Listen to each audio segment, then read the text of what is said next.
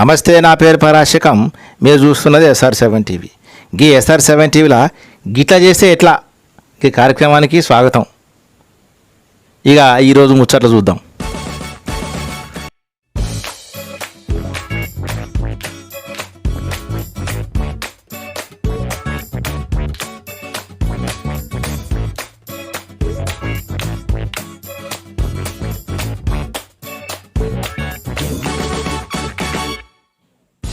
ఇది ఏందనుకున్నారు?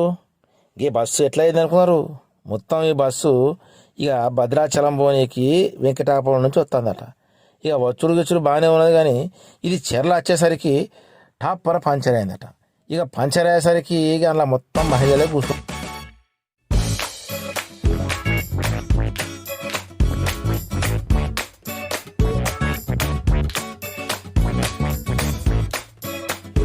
ఇక ఈ బస్సులో పనిచేసే ఈ డ్రైవర్ సాబ్ని అడిగితే ఏమంటాడంటే, ఈ బస్సులు ఇట్లా కామన్గా పంచర్ అవుతుంటాయి, ఇక అది గవర్నమెంట్ బస్సు కాబట్టి ఏ ప్రాబ్లం ఉండదు, చక్కగా తీసుకుపోయి మళ్ళీ దింపుతుంది భద్రాచలంలో, ఏ ప్రయాణికులకు ఏమి ఇబ్బంది ఉండదు అని చెప్తున్నారు. ఇక ఇట్లా ఈ చెప్పుడుకైతే బాగానే ఉన్నది, కానీ ఇక మరొకసారి కనుక ఈ ఏరియాలో కనుక పంచర్ అయిందనుకో మరి జరగ ఎట్లుంటుందో.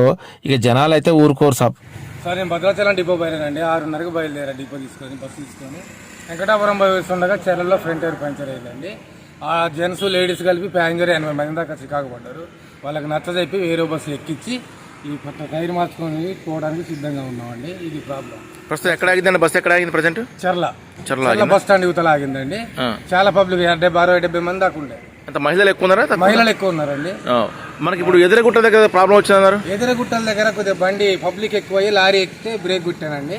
కొద్దిగా సతాయింపోయింది, కొద్దిగా పాత బండి కదా, దాన్ని మళ్ళీ వెనక్కి వచ్చి ముందుకు పోవటం అనేది జరిగింది.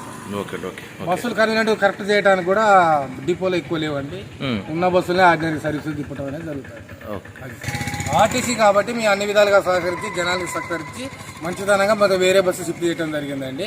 ఆర్టీసీ కాబట్టి చాలా ఓపిక్గా వాళ్ళు ఓపికగా వచ్చి జనాలు వేరే బస్సు ఎక్కించి పంపించామండి. ఇదివరకు ఫోన్ చేస్తే టైర్ మార్చుకొని వెళ్ళటం అనేది జరుగుతుంది. ఏదైనా ఆర్టీసీ బస్సు సురక్షిత ప్రయాణం అండి. ఇబ్బంది ఒక పూట పడతారు, 2 పూటలు పడతారు. అది తిరిగే యంత్రాంగం కాబట్టి ప్రాబ్లం ఆటోమేటిక్ వస్తుందండి. టైర్ పంచర్ అనేది కామనే. జనాన్ని పంపించాము, టైర్ మార్చుకొని ఎక్కాలి వెళ్తాము.